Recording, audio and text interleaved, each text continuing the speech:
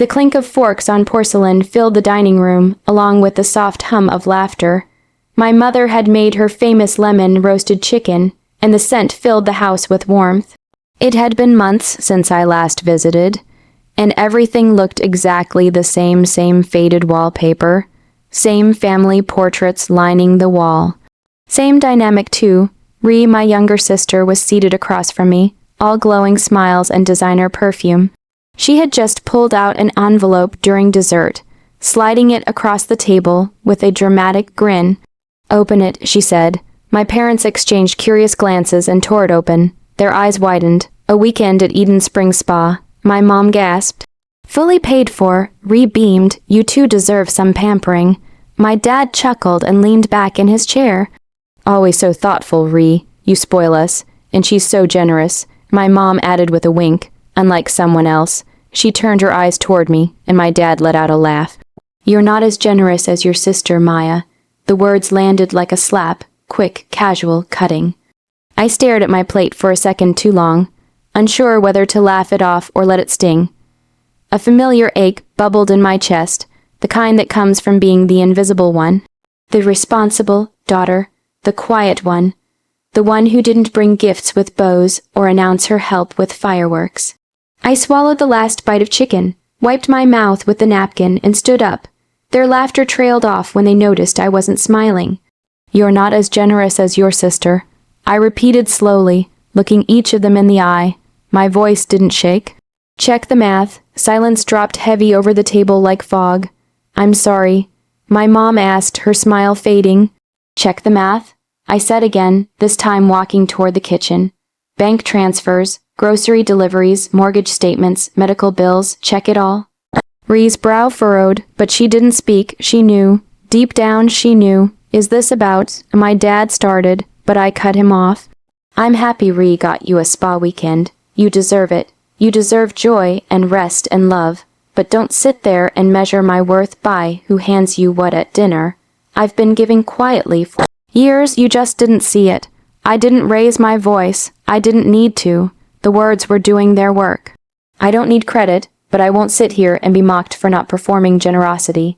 I picked up my coat from the back of the chair. "I'll send you the receipts. Good night."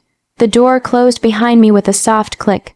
Outside, the air was cold and crisp, biting through my sweater. I didn't cry. I wasn't angry, not exactly. I was exhausted, from being the background, from giving without being seen, from being told that love was loud, when, in fact, mine had been quiet, consistent, and unconditional. I pulled my phone from my bag and opened my email. I started to type, attaching files, screenshots, statements, every quiet dollar that had held our family together when no one was looking. Let them check the math. The email was short, no explanations, no emotional essays, just line after line of figures, each one a quiet memory of sacrifice. Subject, since we're talking about generosity attachments. Bank transfer records 2018-2025. Grocery deliveries, monthly auto orders, medical expenses, dad's stroke recovery, down payment transfer. Ree's new start, no signature, no love Maya, just the facts, just the math. I sent it at 9:47 p.m., drove to my apartment in the city, and spent the night in silence. No music, no TV, just the hum of the refrigerator and the weight of years pressing into my bones. The next morning, I had 3 missed calls from Mom, 2 from Dad, and a single text from Ree. "What is this, Maya? Why are you being dramatic? Dramatic." It made me laugh out loud, bitter and amused at the same time. Because drama wasn't what I had done at all. I hadn't yelled, I hadn't accused, I hadn't begged for thanks. I had itemized reality. By noon, Mom finally got me on the phone. "Maya," she said softly, "can we talk?" I said nothing. "We didn't know," she continued. "I mean, we didn't realize you were helping that much. You didn't ask," I said. "You never asked?" There was silence on her end. I just assumed. Ree always tells us when she's doing something for us. "You never?" I wasn't doing it for credit. I cut in. "But you made it about credit. You made it a scoreboard." Dad came on the line. "Maya, your sister just wanted to do something nice. No one meant to compare." "You've been comparing us our whole lives." The line went quiet again. I could almost hear him swallowing his guilt. Later that week, I got an invitation from my parents to come for dinner again, to talk properly. I agreed, but only to say what needed saying. When I arrived, the mood in the house was subdued. No chicken, no wine, just tea already poured. They were waiting for me like people who had read a confession and didn't know how to apologize. Mom looked older, not just tired-aged, as if reading that email had held up a mirror too sharp to ignore. Dad sat with a stack of papers in front of him. My receipts printed and highlighted. I had no idea, he said. You were recovering from your stroke, I said. Someone had to cover the hospital bills. Insurance didn't touch everything. And the grocery deliveries, Mom asked quietly. Set up as auto orders, every first of the month, and Ree's condo. I turned slightly as footsteps echoed down the hall. Ree, she stepped into the room, arms crossed, face unreadable. You didn't need to drag that out in front of them. I looked at her. No, I needed them to stop saying I was selfish. Her voice was sharp.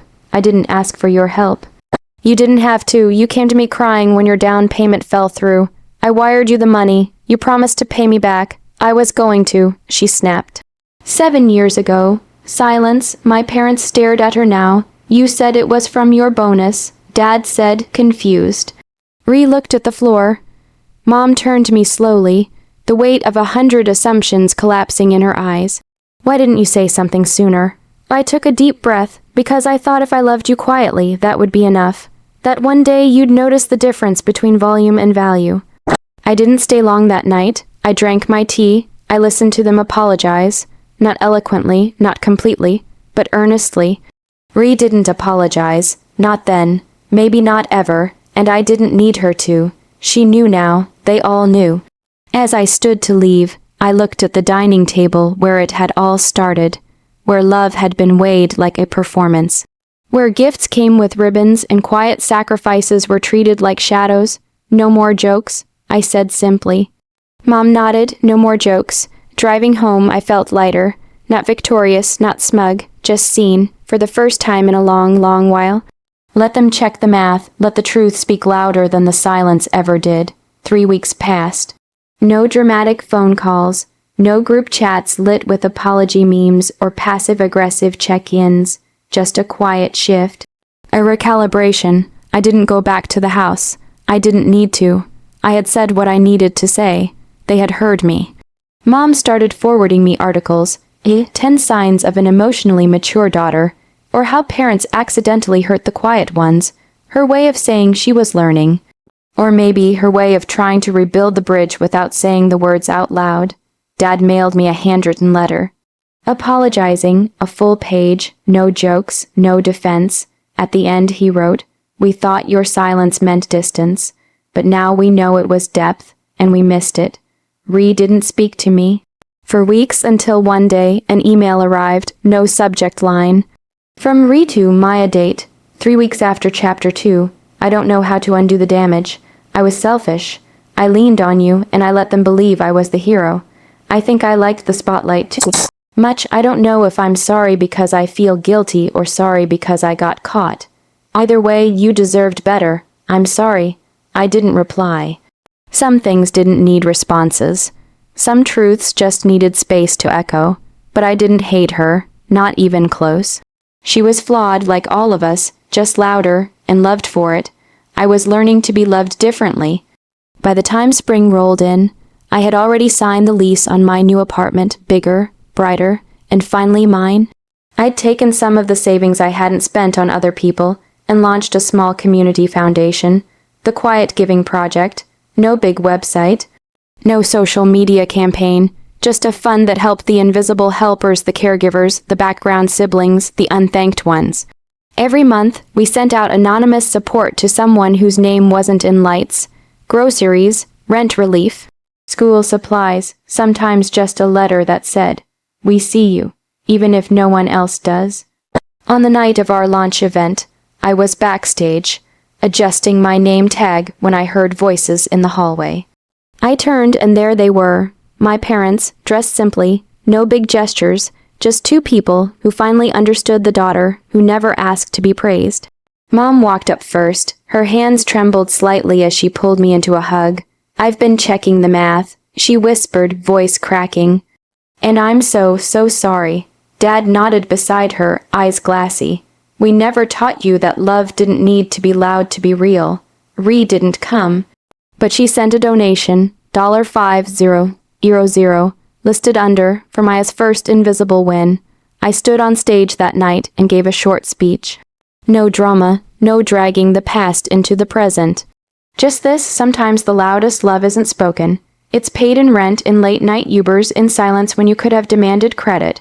For all of you who give without being seen, this world hath overlooked you, but not anymore." After the applause, I stepped outside into the night. The stars were out. The air crisp with possibility. I didn't need revenge anymore, because the truth had been louder than the lie. Because I had stopped asking to be seen by people who only looked at the spotlight, and started building a world where the quiet ones stood tall, even in the dark.